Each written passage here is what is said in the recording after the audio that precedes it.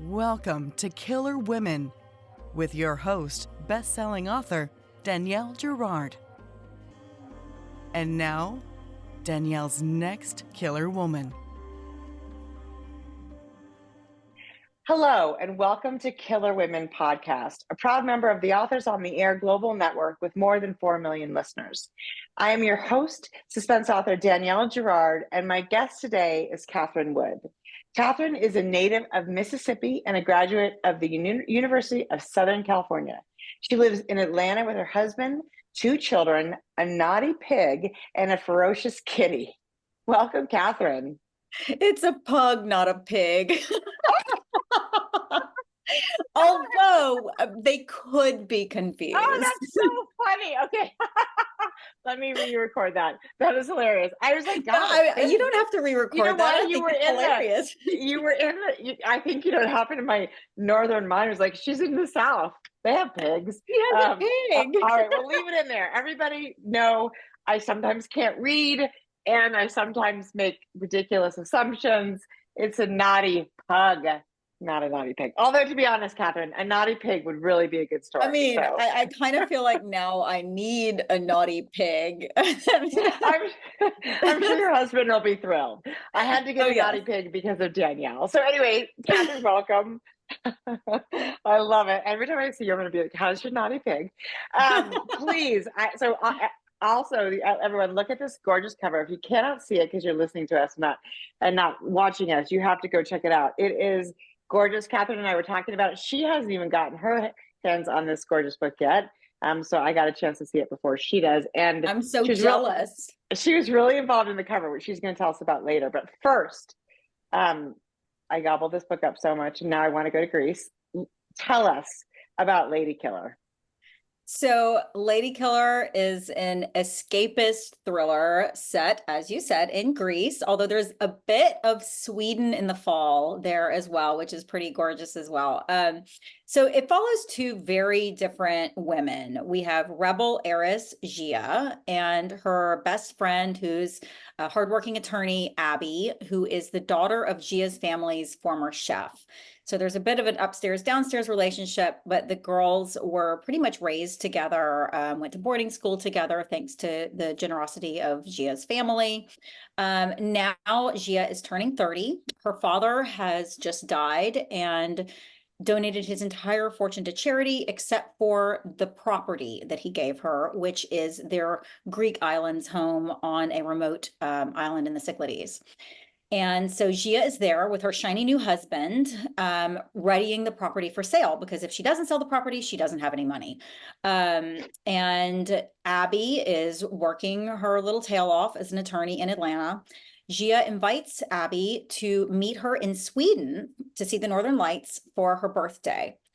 With her brother, Benny, Gia's brother, not Abby's brother. Gia's brother, Benny, who is kind of Abby's one who got away. So Abby and Benny go to Sweden to meet Gia for her birthday, and Gia doesn't show up. And Abby and Benny are worried enough about her to travel to Greece to look for her. Only when they show up in Greece, they find her gorgeous beachfront estate eerily deserted. And the only clue to her whereabouts, the manuscript that she wrote detailing the weeks leading up to her disappearance. It is a manuscript that is almost too scandalous to be believed and leaves Abby and Benny with more questions than answers. So the book is told from 2 different points of view. We have Abby's point of view, and then we also have Gia's manuscript. And there's definitely a little bit of an unreliable narrator thing going on here. This is a difficult book to talk about without giving anything away. There are a lot of twists and turns. And I have been told by some readers, smut. Although I really don't think it's that smutty. I mean, it's a little spicy. No, it's not like some of the stuff that you read. No, it's not smutty. It's like you said, it's a little scandalous, but that's kind of, this is sort of the rich girl turning 30, trying to find her way in the world. So I of course want to talk about the couple that shows up, right? Because, Gia and her husband are down at their Greek home, and then this couple shows up because their boat has sort of broken down. They meet kind of, randomly, and these people have like are trying to stay at some, this is not a place probably that has a lot of like 5-star hotels. So No. Gia invites them to stay, and there's all these, and then her brother shows up with his latest girlfriend. I mean, it is a fun cast of characters. So tell us just a little bit about those people so we know who the players are. There are no spoilers. You have to read this, gobble this book up if you want to know how it ends. But I want to talk about these women, because the men are obviously fascinating. I want to talk about the women because they're so, like, not Abby, who's not there at the time when all this is going on, but the other three women. So we have obviously Gia. Yes, obviously Gia, who is she's kind of larger than life.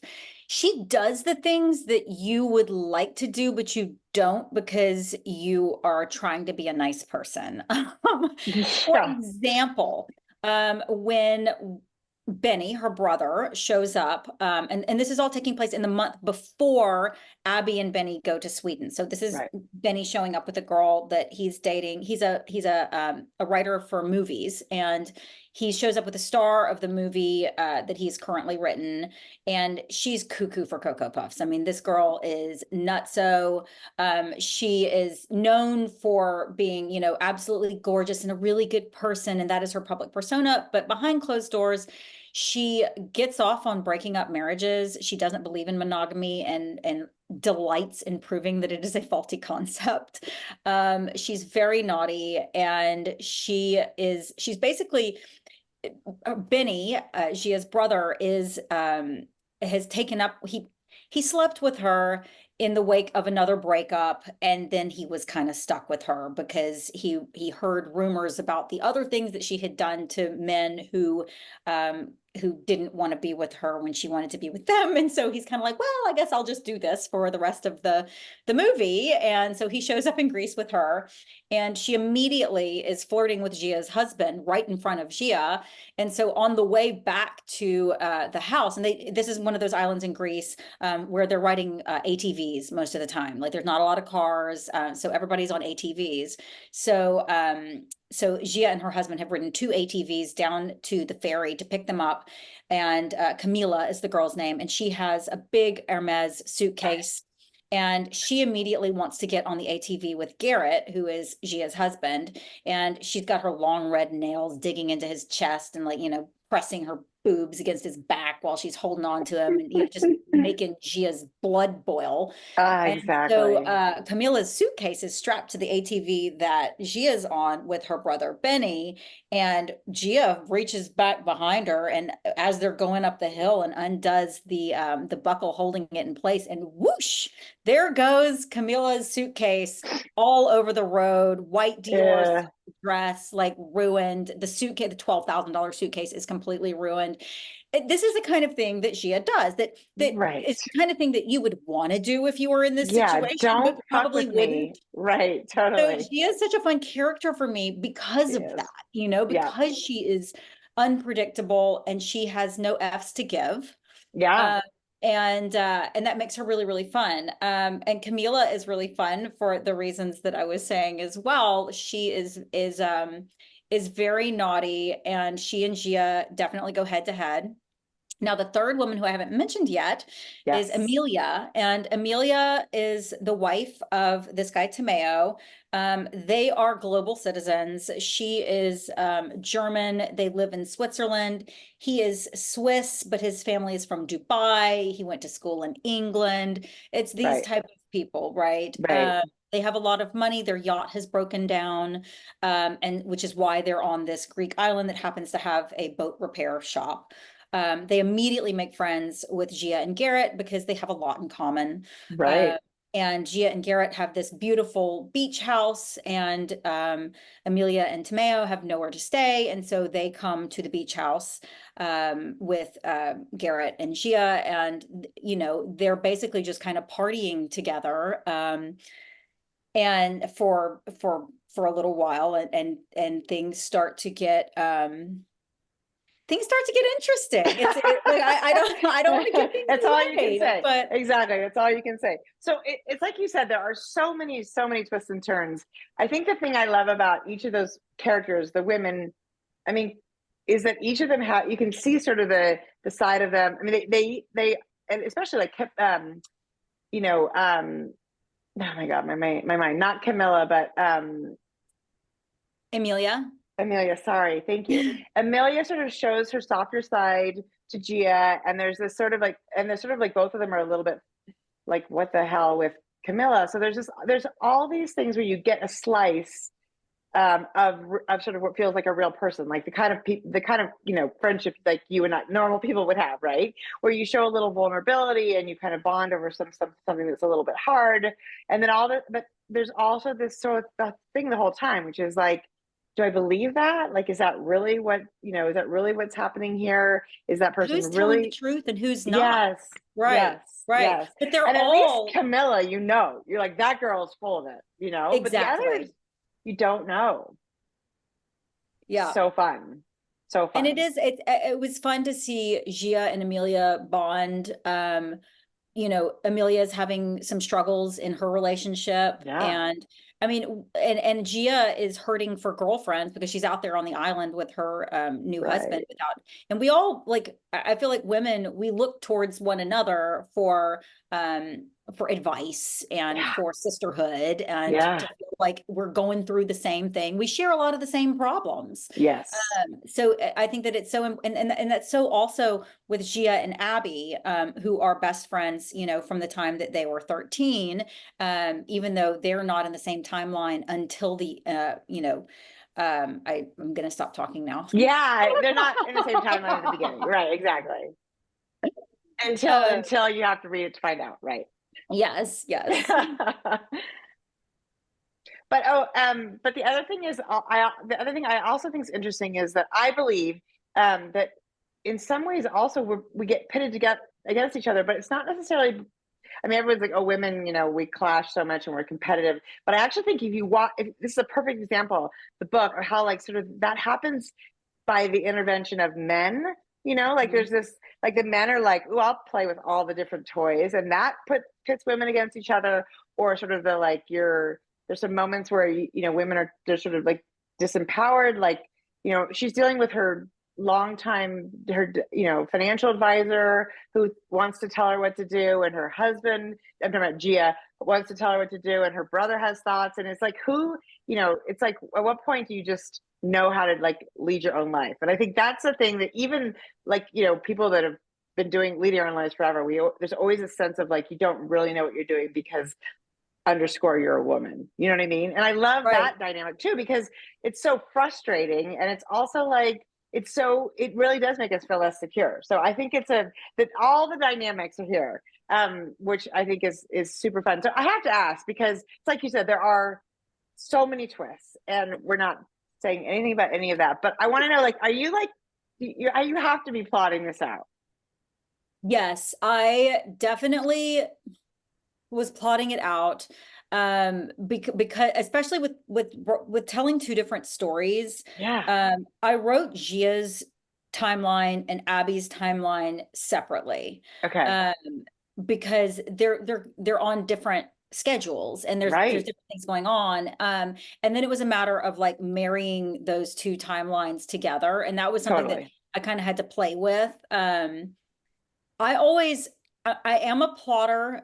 My first book, which I wrote under the name Catherine St. John, The Lion's Den, I did not plot. I just wrote the book. I had the idea for the book. I didn't know what I was doing. I just wanted to write a book. Right. So I was enjoying writing so much that I just like put the story down, which meant that I had to do so much editing. I was basically like going back and doing all of that plotting to make things work, you know, which is so much harder. So I learned my lesson, and now I do use note cards to plot things out. I also always have like a big old document going with, you know, all of my, you know, just brain farts, you know, like, so any idea gets put into the document, because you never know, it might become useful for stream of consciousness. But what ends up happening is, and I never sell a book before I have written it, because it's going to change. And I'm worried that if I, you know, pitch a book and sell it, and you know, an editor buys this book, they're expecting this book, and then I give them something completely different. They might not be Right. happy. So I'd Right. much rather just go ahead and write it knowing that it's going to change. And like a lot of the times, my biggest twists come after the first draft. Like I write that first draft and it's kind of like, it's like you're molding clay. I once heard Yeah. someone say that writing a first draft is like scooping sand into a sandbox, knowing that later you will make castles. And that Yeah. kind of frees me up to just kind of throw it all in on that first draft. And then I go through it with my agent, who is an editorial agent. She's fantastic. Love it. And we talk about like the elements that we want to pull more of, well, we need more of this. And I feel like here's the story, but I need a bigger twist. Like what elements can we use and turn on their heads to make this different? And I feel like by virtue of doing it that way, the twists become more surprising because the first time I was writing it, I didn't know they were coming. If I know they're coming, I will have a tendency to signal it too much. And then it's a different problem where I've got to go back and pull out all the signals that right. the breadcrumbs that were too big, Right. Yeah. I mean, it's actually really interesting. So you're a little bit of a mixture, right? Because you are plotting out most of it, but then like you said, as you go back on the draft, things are sort of, it sounds like happening organically. You're like, oh, look, there's an opportunity for a twist here, and there's an opportunity for a twist there. Or do you feel like once you finish your first draft, you're like, okay, you can look at the whole thing and be like, I can twist this and this and this. How does that work? It's more like mining whatever I've written for twists. So I work with what I've written. So it's like, here's the story. The story has come out of me. This is the story that I needed to tell. These are the characters have done what the characters needed to do. Yeah. And now this is what I have to work with. Like that's my sand that's in the sandbox, right? And then it's like, okay, how am I going to use these elements to create something that is going to, keep readers turning the pages. It's going to keep people guessing. And it's also going to wind up in a very, in a satisfying way that's right for the book. And some people who, once they've read this book, may kind of laugh to hear me say that. No, I think it ends where it's supposed to. It makes sense to me. I was very specific about how I wanted to end this book. How it ends is how I saw it ending from the very beginning. And it also, I'm already adapting this for television, which I can't talk too much about, but it's going to be very easy to write season 2. I'll just put it that way. Yeah. Oh, for sure. Yeah. No, it's, I absolutely agree. Well, so it's an interesting process. I appreciate that. And I have to ask, like, do you get to, like, first of all, the Northern Lights is one of my, like, sort of on my bucket list too. And it's so different, right? You're like Sweden and Greece are just, but like, so are you like, what 2 fabulous places do I want to go? And you're like, I'm going to put them in a book. So I can be like, you have to research it, right? It's true. It's true. I really, that's the escapist part, right? Also another part of the escapist part is the extreme wealth that is in my books. So, and it's these rich people doing bad things, which makes those of us who are not extremely wealthy feel much better about the fact that exactly. Thank God we're not involved in any of that, right? Yes, thank heavens. But yeah, I definitely think about where I want to spend the next year of my life while I am writing and editing this book and then promoting it, so I like to write about places that I either have enjoyed going or have wanted to go. And then one thing that I did, so I'd always wanted to set something in Greece. I went to Greece on my honeymoon. I absolutely loved it. Rode around on ATVs, went to the beach all the time. I mean, ate such amazing food. That's another thing that I always make sure to put in my books is the food, because I think that, it was amazing. With these different places, like what you're eating is such a big part of the experience. It's so true. And Greek food is so good. So yeah, like I definitely, and then once I am into the writing of it and I've already visited the place that I'm setting it, I will use the Oculus VR headset to travel virtually to the place. There's an app on there called like Wander, which is basically Google Earth, but in VR. So you can go to Sweden, to Kiruna, Sweden, where part of this book is set, and you can hike in like forests in Kiruna, like with your little clicker, and you're just, and it's like you're there. Oh my God. Which allows you to really, and for me to remember, like, what the streets look like in Greece, or like I don't have a picture of this, and I need to go back to like, Right. what is the what does an urgent care look like there? What is that, like these Right. different, like it's very helpful that we have the tools that we have today to be able to really make it true to life. Okay, Catherine, I have to say that is the first time I've ever heard anybody mention like using virtual reality, but it makes so much sense, Now which you want to do clearly it, don't means you? it means I need my own virtual reality. I need my own Oculus. I mean, it's absolutely a tool for my business. I love Well, that. I I think started doing that during the pandemic because I was writing something that was set in the Mexican jungle, and I had a trip that was planned to go, and I'd been to other jungles. I'd been to Costa Rica, I'd been to yeah, the jungle in Mexico on the other side of Mexico, but this specific jungle that I wanted to set this book in, I hadn't gotten to go to because the pandemic hit before I could take my trip. So I was kind of right. like, but I'm already like, this is where I'm setting this book, and now I can't go anywhere. So I was when Ah, I got the Oculus was so that I could go there and so smart. actually, make sure that I was being true to this location. And it's become a tool that I use for everything. I love it. So, I mean, these are such unusual locations. And this is my first book by you. I know you have three under Catherine St. John, which I have to go back and read because I love this one so much.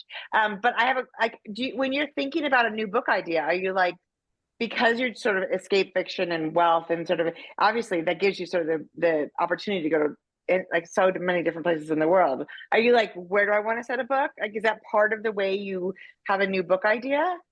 It definitely is. And like sometimes it'll strike me when I am in a place like I need to set a book here. So for example, my next book that'll be coming out in 2025 is set in St. Bart's. And I went with one of my girlfriends for her 40th birthday. A bunch of us went, stayed in a house, had the most amazing time. Mm-hmm. And I was like, I have got to set a book here because I want to keep coming back for a year. Yes. Yeah. Yeah. And so I did. And like none of the characters in that book are based on any of my friends. Right. My friends aren't very murdery. Um, Which is good. We like to pick but the non-murdery setting, friends. like in the house that we stayed in and the clubs that we went to and just the general like the feeling and the life there is definite, is like pulled straight from. And I was so annoying while we were there. Like anytime that we'd be in a taxi or whatever, I'd like sit up front and I'd ask questions. Like, Right. how big is your jail? How many police officers do you have? How many people get murdered here a year? Like, Yeah, I'm sure your friends are like, oh God, to what are you, travel tell me with a about your gun writer. laws? But those are such important questions. I mean, I love that, right? And you can Google some of it, but it's probably much easier to get firsthand, which maybe I would be like, maybe that means I have to go back a second time to do a little, to ask a few more questions. Right? Okay, now tell us about this cover because when you were talking on the phone before we started recording, you mentioned your involvement, and covers are so tricky, right? I mean, They're so tricky. they're so tricky, and we want to like have a certain feeling. So we've got a woman who's in, a looks like an infinity pool. And they also, if you can't see it, but go find this book and get your hands on it because it actually looks, if you look close up, it's like a canvas. It's not a photograph. So tell us how you got to get involved, were involved in it, because most of us don't get a say, really. I'm kind of pushy. No, it turns out it works. It's a great Well, cover. it was so I will say my first two covers for Catherine St. John are drawings. And the first one came out in 2020. And I think it was right before or right around the time that all romantic comedies became drawings. Like the front of Yeah, every rom-com is a drawing now. right. And so I think with those two covers, they're not rom-coms. There's romance in there, but it's not really comedy, and they're thrillers. So I think that was confusing a little bit. Like Mm-hmm. you see, like my second book, The Siren, which has beautiful colors, in the thriller section, it's like one of these things does not belong. And so Yeah. for this one, my publisher felt strongly about doing a photograph. Doing something, a little bit different. And Yeah. so first of all, I wanted to see what they would come up with Yeah. without, and I Right. wanted to Right. go from there because sometimes you can get in the way. Like sometimes like my idea I'm not a cover designer. My idea might not be the best idea. And so Right. I just wanted to see what they would come up with. And they sent me some cover ideas. Most of them involved pools. We wanted to get the setting in there. You want to see that you're, somewhere beautiful. Yeah. But the images were not really speaking to me. There Right. was one in which a woman had her head back, but it was from the other direction. And in this cover, the woman, we see her from the front with her head back, Yeah. so her neck is exposed, which Right. there's something just so like kind of freaky about that, right? It's a little vulnerable, right? It's We're a very little vulnerable. And vulnerable. also she could be dead. I mean, she's not, but you know what I mean? Like And, it gives and you don't know, like, is she Right. exposed or is she gloating? Exactly. It's hard to tell. Is she like, yeah, this is my pool and like Yeah. nobody can touch me? Or is it like, is somebody about to like hurt her? Like it's kind of, Yeah. it's that like it makes you look. So I Yeah. really liked in the first round that they sent me, there was one where we saw it a different lady from behind, but it was a stock image. And oh my God, the sunglasses she was wearing looked like they were from like 1995. So I was like, this doesn't work. Like it needs to This be is more right. high-end. So I actually went, like, I loved that image. So I went and I searched all the like stock photo websites and I found that image that we have now of the woman in the pool. Yeah. And then our brilliant cover designer did the rest of it. Like they changed the color of her swimsuit. They put her in that pool. They put grease behind her. We initially had Lady Killer was much smaller at the top, and like one of the lines was coming down towards her throat, like the eye of the killer. But it was too small. You couldn't read it. Yeah, this is so bold. We changed it. And I really love the big font. Like there's something definitely like, I think it kind of, the font screams thriller, whereas the image doesn't necessarily. So I think I'm in love with it. Oh, and then the whole idea about the painting, because this whole thing is about, you know, there's a little bit of art imitating life and what's real and what's not, in Gia's manuscript. And so the idea of this being, it looks like a photograph, but when you get up close, it's a painting. It plays with that same idea, but visually. So I absolutely love that. Yeah, you're gonna love it, and I do. Like behind it's really in the blue that you can see the texture of the canvas. I mean, it's really, I'm so really excited to get my hand on my copy. I know. I'm so sorry. I'm here. I'm just like, you know, ogling it, and you're probably like, "Where's mine?" Well, it is beautiful. It was such a fun book too. It's one of those. It's like a perfect summer beach, like, you know, children leave me alone. Mommy's reading. You know, well, go entertain yourselves and don't join your sister kind of books. You know, it's which so are the fun. books that I need to read because that is my life. I know. Well, I know. And you're right now at the beach, you said, with like 7 children, which is hopefully they're not all yours. No, only 2 of them are mine. The rest are my brother and my sisters. Oh, that's so it's fun. my whole family, 7 cousins. They're so happy to be with each other. That is so fun. But they do not let you get a lot of reading time in, I'll tell you that much. I'm sure. Well, and we were also worried when we started the interview that maybe we would hear them, but there hasn't been not a peep from any of them, or the ferocious kitty, or the naughty pug. Not pig. Naughty pig. Although he does make snorting noises. Okay, well, this was so fun. I'm really excited for everyone to get a chance to read this. It is out on the 9th of July. Is that right? I think that's right. That's right. And so today is the 11th of July. We always air on Thursdays. That means this book is out in the world. Go get your copy. You will not be sorry. It's a perfect July read. I don't care if you're going to be in the cold or at the beach. So much fun. Katherine, it was so fun to get a chance to talk to you today about your book. Tell our listeners where to find you online. Like you're on Instagram, I know. Yes, I'm most active on Instagram, and my handle is at The Cat Writes Books, and cat is spelled with a K. So The Cat Writes Books, and that's my handle everywhere. So on all of the other socials, which I am on to various degrees. Yeah, like all of us, books, right? Between like life and trying to write books and all that good stuff. So everyone, also, we will have a copy of the Lady Killer to give away on our Facebook group page, so make sure you check out at Danielle's Killer Women. Katherine, it was so fun to chat with you today. Thank you so much for joining us. Thank you. Congratulations. So much fun. What a fabulous book. Everybody, this was Killer Women with Katherine Wood, Lady Killer, and we will see you next time. Bye. Bye.